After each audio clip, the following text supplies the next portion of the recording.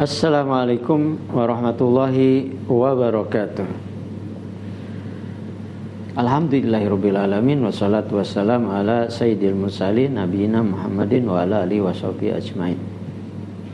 Fa inna asdaqal hadis kitabullah wa khairul haji Muhammadin sallallahu alaihi wasallam wa kullu muhdatsatin bid'ah wa kullu bid'atin dalalah.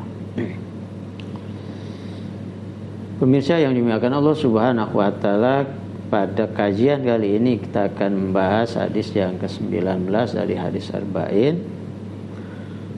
Kalau kita beri judul menjaga Allah, pasti Allah menjaga kita.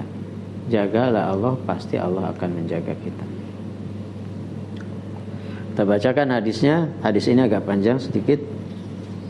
An Abil Abbas Abdullah bin Abbas radhiyallahu anhu maqal kuntu khalfan Nabi sallallahu alaihi wasallam yauman faqala ya gulam inni u'allimuka kalimatin ihfazillah yahfazka ihfazillah tajidhu tujahaka iza sa'alta fas'alillah wa iza sta'anta fasta'in billah wa alam anna al-ummata law ijtama'at ala ayyan fa'uka bi syai'in lam yanfa'uka illa bi syai'in qad kataballahu laka wa in ijtama'u ala ayaduruka bi syai'in lam yaduruka illa bi syai'in qad kataballahu 'alaika rufi'atil aqlam wa jaffatis suhuf. Dari Abul Abbas Abdullah bin Abbas radhiyallahu anhuma, ia berkata, dahulu aku pernah bersama Rasulullah SAW berada di belakang beliau mengendarai onta, dalam bahasa kita membonceng lah gitu. Lalu Rasulullah SAW menyampaikan pesannya, nasihatnya kepada saya. Wahai anakku, sesungguhnya aku mengajarkan kepada kamu beberapa nasihat, beberapa pesan. Jagalah Allah, pasti Allah akan menjaga kamu. Jagalah Allah, pasti kamu akan mendapatkannya, selalu membimbing kamu. Apabila kamu meminta, mintalah kepada Allah. Apabila kamu memohon perlindungan, mohon perlindunganlah kepada Allah Subhanahu wa taala. Ketahuilah bahwa seandainya seluruh umat manusia ini berkumpul untuk memberikan manfaat kepada kamu dengan suatu manfaat, tidak akan bisa memberikannya kecuali dengan sesuatu yang sudah ditentukan, ditetapkan oleh Allah Subhanahu wa taala buat kamu. Dan seandainya mereka bersatu, berkumpul untuk membahayakan kamu, untuk mengganggu kamu dengan sesuatu, maka mereka tidak akan mampu membahayakan kamu kecuali dengan sesuatu yang telah ditetapkan oleh Allah atas kamu. Itu sudah menjadi ketentuan Allah Subhanahu wa taala. Diangkat kolam, pena dan suhuf, tulisan di atas kertas sudah kering, nggak bisa ditarik lagi. Dalam hadis yang lain disebutkan ada tambahannya. Jagalah Allah, pasti Allah akan membimbing kamu. Kenali Allah di saat kamu sedang senang. Pasti Allah mengenali kamu di saat kamu susah. Ketahui bahwa apa yang terjadi kesalahan pada kamu tidak akan terjadi kecuali memang sudah ditentukan oleh Allah bahwa kamu salah. Ketahuilah bahwa kemenangan itu harus diawali dengan kesabaran. Kemudahan solusi itu biasanya diawali dengan kesulitan. Setelah adanya kesulitan pasti ada kemudahan. Pemirsa yang dimuliakan Allah Subhanahu wa taala, hadis ini lumayan panjang, menjadi bekal buat kita agar kita mendapat perlindungan dari Allah ucapan kita dibimbing oleh Allah sehingga selalu baik, diridhoinya. Mata kita dibimbing oleh Allah tidak melihat kecuali yang baik.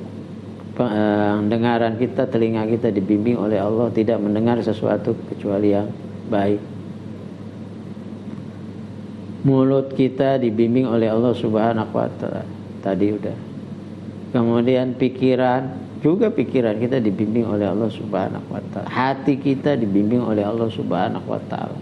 Tangan, kaki dan semua gerak yang kita lakukan, bahkan diamnya mau bergerak dan diamnya dalam bimbingan Allah Subhanahu wa taala. Cara gimana? Itu pesan Rasulullah SAW kepada Abdullah bin Abbas, dan ini pesan untuk kita semua. Ya, yang pertama, jagalah Allah, pasti Allah akan jaga kamu. Maksudnya apa? Taati Allah, perintah-perintahnya harus dijalankan, larangan-larangannya harus ditinggalkan. Itu menjaga Allah maksudnya, menjaga agamanya. Termasuk ketika ada orang yang mengganggu, ya, menodai agama Allah, Rasul, Quran, umat Islam, dia harus dibela, dijaga. Pasti Allah akan menjaga kamu, pasti Allah akan membela kamu. Jagalah Allah Subhanahu wa taala, pasti kamu akan mendapat bimbingannya. Artinya kita punya cita-cita, punya keinginan, punya harapan, kita melangkah dibimbing oleh Allah Subhanahu wa taala. Intinya apa? Yang pertama, pesan dari hadis ini, kita harus selalu menjalankan perintah Allah dan menjauhi larangan-larangannya. Dengan demikian kita akan dilindungi oleh Allah Subhanahu wa taala. Misalnya kalau bahasa ayat atau bahasa hadis, pelihara, jaga sholat, hafizu ala sholawati wa sholatil wusta. Jaga tuh sholat, jangan sampai tidak sholat, atau kalaupun sholat sudah lewat waktunya. Itu secara kuantitas, secara kualitas kita jaga Allah. Ketika kita sholat harus khusyuk. Nah, jaga sholat secara gerakannya, secara kuantitasnya, secara formalnya, dan secara substansi dan isinya. Nah, pasti Allah jaga kita, terutama sholat di dalam hal ini sholat asar, sholat wusta, dan begitu dan seterusnya. Perintah-perintah Allah harus kita lakukan, larangan-larangannya harus kita tinggalkan. Pasti Allah akan membimbing kita. Cara bagaimana kita selamat dan cara bagaimana kita bisa sesuai dengan keinginan kita, target-target, capaian-capaian yang kita ingin hasilkan, maka taati Allah Subhanahu wa taala. Kemudian yang pesan kedua, kalau kita minta pada Allah, jangan minta kepada yang lain. Karena minta kepada orang siapapun, apalagi binatang, apalagi barang yang enggak punya kekuatan apapun, orang pun sekaya apapun, sekuat apapun, sehebat apapun, yang namanya orang itu lemah. Mereka perlu bantuan orang lain, ya. Orang kaya perlu ada yang miskin, orang kuat perlu ada yang lemah.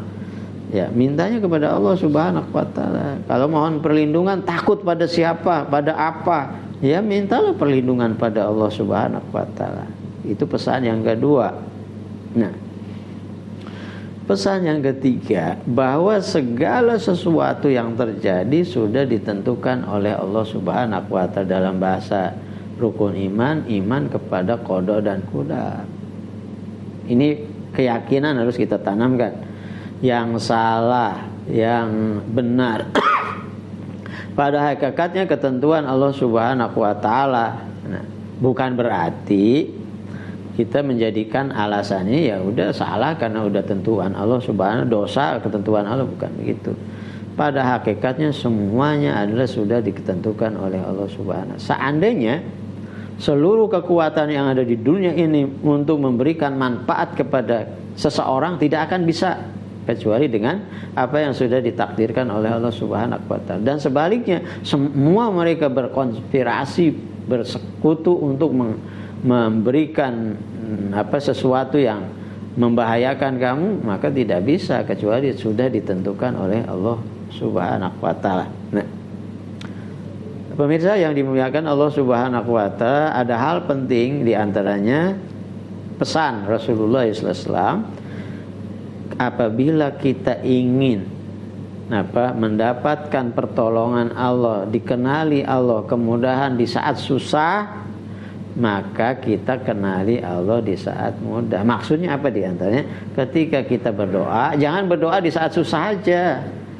Ketika kita mengingat Allah, jangan kita ada perlunya mengingat Allah. Nah, sekapan saja, dalam keadaan apapun, terutama dalam keadaan susah, mudah, senang, itu kita ingat pada Allah Subhanahu wa taala. Di saat kita susah, Allah akan menolong kita. Nah, kemudian kalau kita ingin berhasil, kalau ingin sukses, ya harus sabar. Tidak boleh tergesa-gesa, terburu-buru, harus sabar. Nah, tidak ada kesulitan yang tanpa solusi, tidak ada problem yang tanpa jalan keluar. Pasti ada. Catatannya apa? Semua permasalahan itu kembalikan kepada Allah Subhanahu wa taala. Yakin bahwa Allah akan membimbing kita, yakin bahwa Allah menolong kita, yakin bahwa Allah akan menyelesaikan segala permasalahan yang kita hadapi. Tapi dengan catatan, ya, pesan utamanya yaitu jagalah Allah dengan menjalankan perintah-perintahnya, dengan meninggalkan larangan-larangannya. Kalau kita ingin, misalnya ingin anak keturunan kita menjadi orang-orang yang baik, kita harus jaga, didik anak-anak kita dengan cara yang baik, gitu. Menjadi orang yang, anak-anak kita menjadi orang soleh, ya kita harus soleh, ya. Itu bagian dari menjaga Allah Subhanahu wa taala. Mudah-mudahan kita termasuk orang-orang yang dipelihara, dilindungi, dibimbing oleh Allah Subhanahu wa taala, dan sudah barang tentu kita selalu meminta dan berusaha untuk selalu disiplin melaksanakan perintah-perintahnya dan menjauhi larangannya. Itu cara bagaimana kita mendapat bimbingan Allah Subhanahu wa taala. Aku qouli hadza wa astaghfirullah li wa lakum. Assalamualaikum warahmatullahi wabarakatuh.